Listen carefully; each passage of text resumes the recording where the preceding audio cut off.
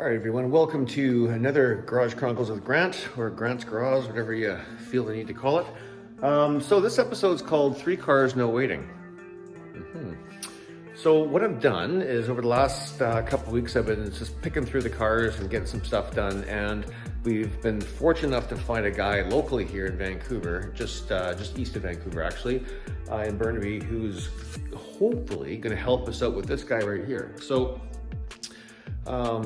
later on in the video, I'll show you me disassembling the doors now, getting ready for being blasted. But the plan is to get this entire car and all the related panels and doors and everything else all blasted, and then primered. So we can have that epoxy primer on there, it won't rust, it's a great surface, and we can see exactly what we've got to work with.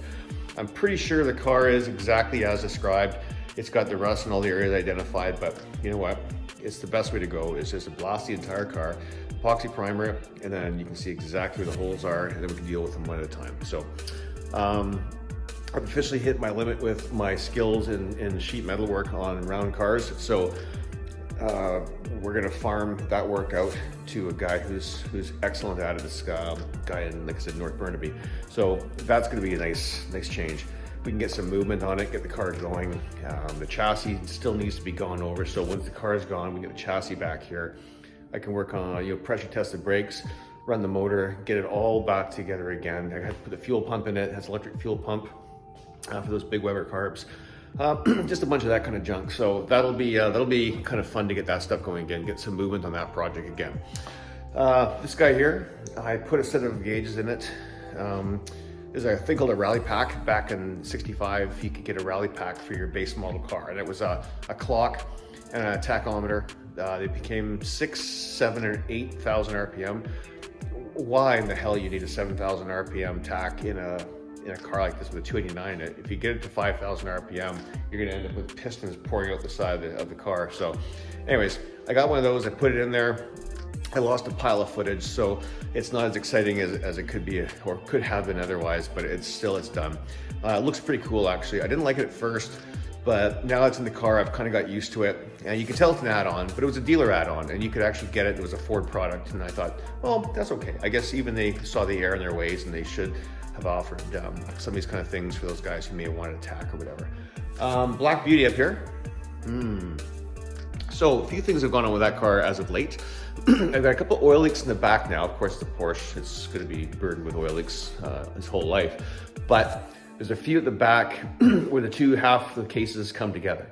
There's little green seals that fit in there, and then a washer, and the car is basically, or the engine, sorry, is sandwiched together, and these seals do their magic.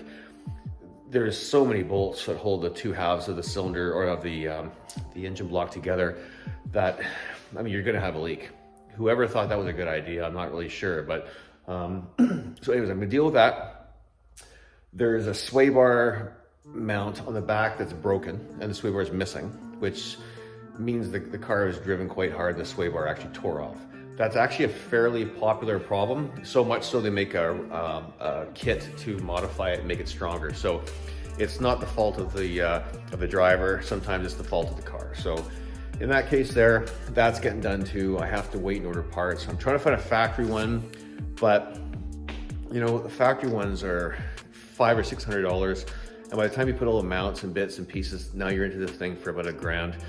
An aftermarket one that's a really cool one with nice, red anodized parts and fancy hardware and all kinds of stuff is worth about the same price. So I don't need to have a factory sway bar in the back. It's 18 mil, it's not that big anyways. So I might just go with the bigger one, buy an aftermarket one, make it cool, and start that off with the rest of the car, doing the aftermarket add-ons as they come along.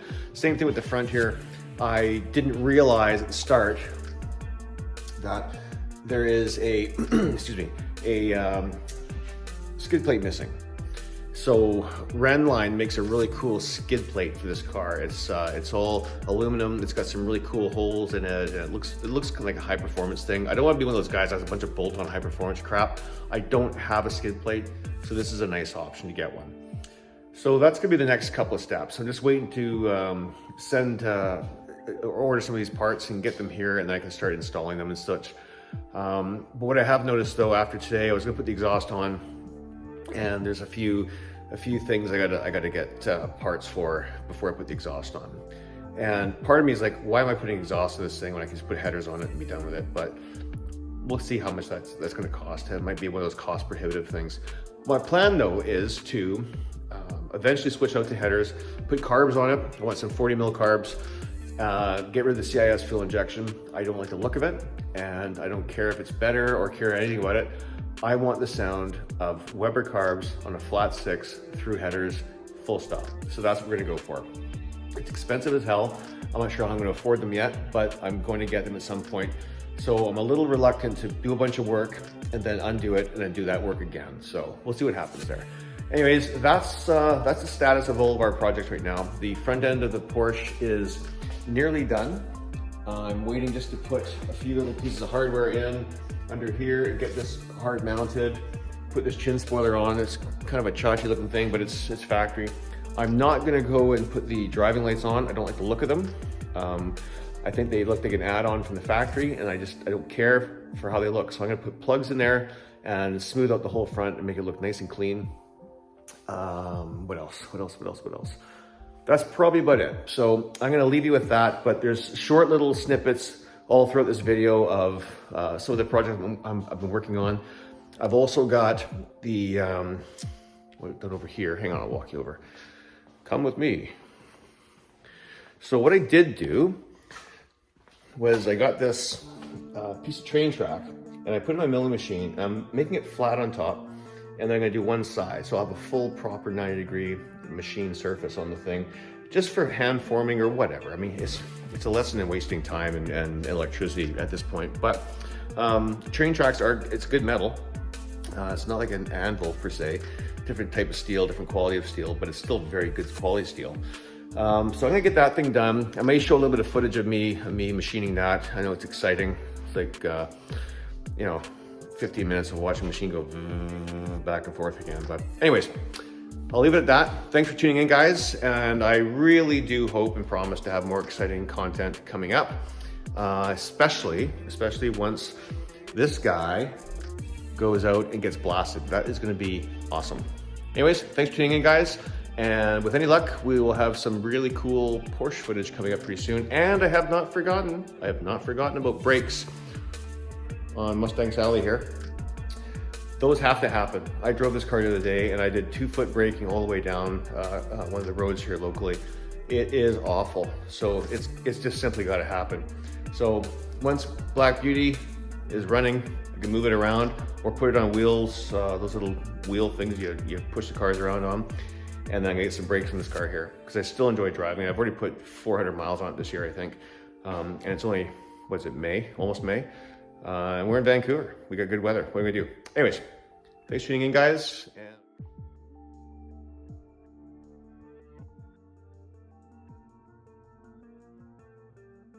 So today we're gonna put the rally pack in. It's gonna go up here. Get the 2-gauge cluster with I think it's a 7,000 RPM tack. If this car hit 7,000 RPM, it would be by accident, and a clock. So it's a fairly straightforward install. They didn't make it too complicated because the same wiring harness was used for all the models. And then once they got the popularity of this car, they figured, well, we better put a tachometer in it for the next model, so they made it as an option. All right, so let's get on it.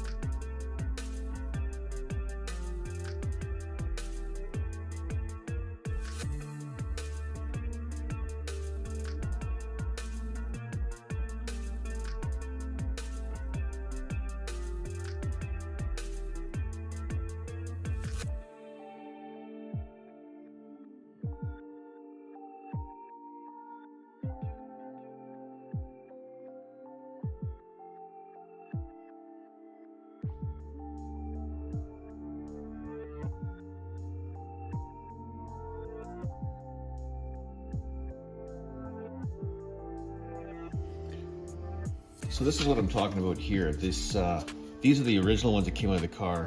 One is actually another one I got. I managed to pick up a few, but they're held in. There's one example of the screws I had to drill out. It's just a terrible design.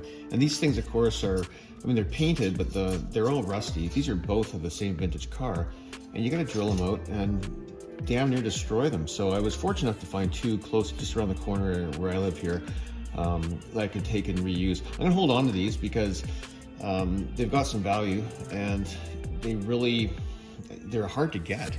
They're not making any more of them. So these ones here I got for nothing, which was kind of nice, but I've seen them on eBay painted for around $100 for a pair. So I don't know, I might hold on to them. Maybe I'll pay it forward if someone else needs one someday.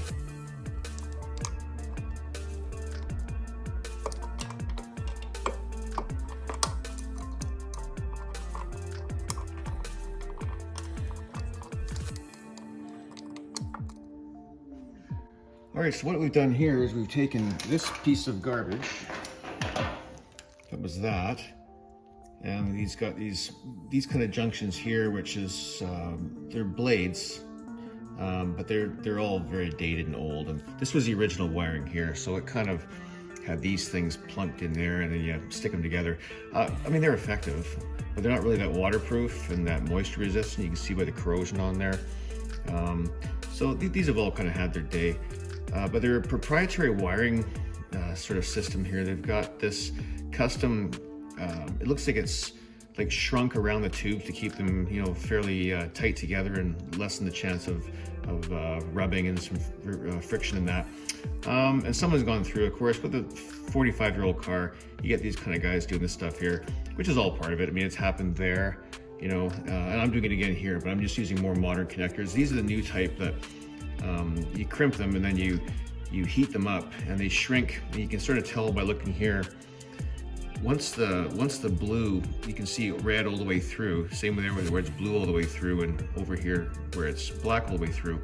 Once you see that, then you know it's bonded all the way onto this coating here. So that's waterproof.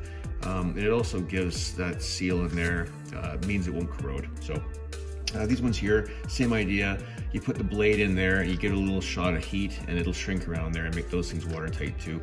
I'm not entirely sure which way these go, so I left them as blades, just so I can move them vice versa. And those, of course, control the marker lights on the side and the turn signals. This is another example of some of the wiring that was left in the car. Again, heat shrunk terminals in there, and then these little guys here, they've used it for ground. Whoopsies, you can't see there. They use it for a ground wire. I don't like using these for ground wires. I think your ground is exactly what leads to fires if it's not done properly. So I try to make sure all the grounds are done really well and nice and watertight. This was, someone else had modified this one before. So these headlights have been 3 different headlights. They've been your factory headlights. Someone has modified them again for this other type of HID light that they had in there, and I'm putting it back to factory. I'm probably gonna go with what are called the H4s, which are the Euro ones. And what it is, it's a plain piece of glass. This whole thing is glass. You probably see them around. They have a yellow lens on them, or a white lens, or clear, I guess. And then you put a standard bulb from behind it. They're a little nicer looking. They're called like a Euro kind of look. So I might go with those. We'll see. If these ones don't work out and I can get a good deal on some other ones, I'll probably go that route.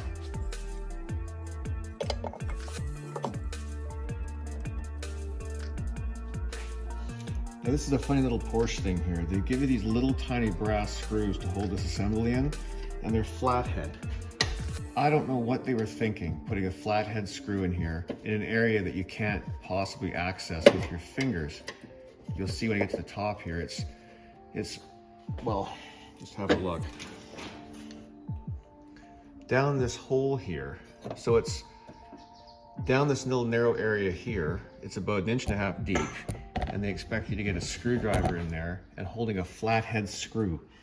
So wish me luck. The last side took me better part of an hour until I realized that this is how you got to do it, is pull the thing out and go this way. I say an hour only because the screws kept falling down the drain hole and I lost them about 3 times, so maybe an hour's a bit long. 35 minutes. Felt like an hour though. On this side here, because you got it sort of tightened up now, seriously, this is not German engineer at its finest right here. That's for sure. There it goes, there's one. And that will happen 6 more times.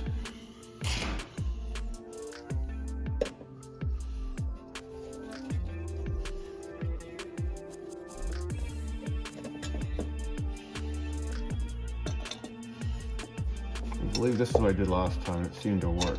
I sound funny because I got a screw in my mouth because I keep dropping this stupid thing. There we go. I think that's what it worked.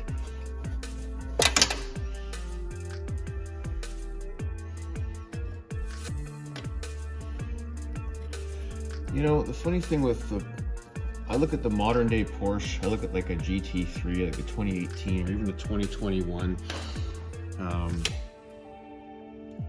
GT3, and I look at where this company's come, and it started here with this kind of stuff, and it blows me away that that's the same company. When I look at some of the stuff they put out today versus some of the stuff they put out back then, it's just staggering, the difference. I mean, they've always been a race car company that builds great race cars and really good road cars, but I don't know. Had to start somewhere, and I just look at this car and go, wow, they sure learned a lot. How's that say? That's one way of looking at it.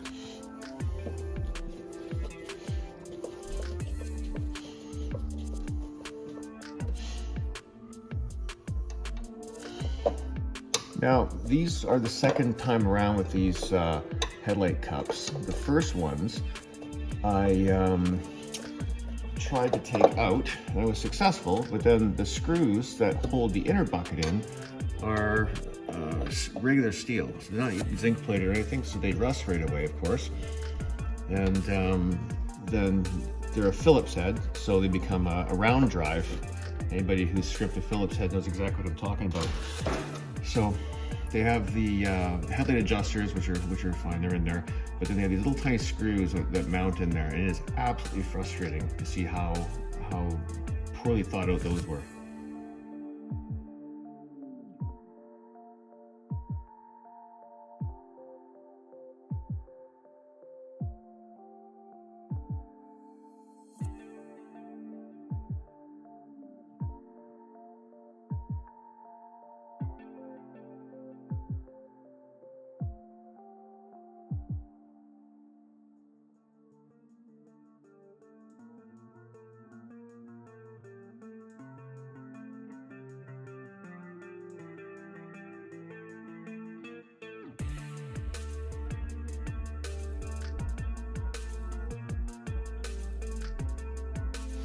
So one thing Volkswagen did do very well was make things unnecessarily complicated.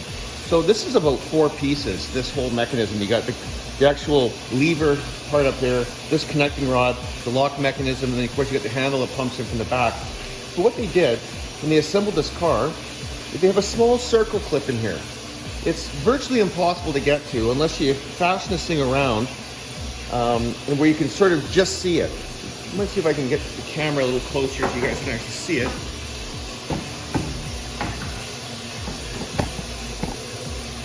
Right there. Right here. You can barely make it out.